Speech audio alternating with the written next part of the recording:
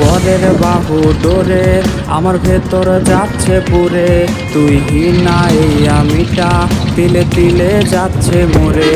আমার পুরুষে পুরুক বুক, তুই কুরারে তোর সুখ, তবু মরার আগেও আমি দেখবো না রে তোর মুখ। আমার মৃত আত্মাটা তোরে ডাকবে একদিন খুব, আমি দেখবো সেদিন তুই ওরে কেমনে রবি চুপ।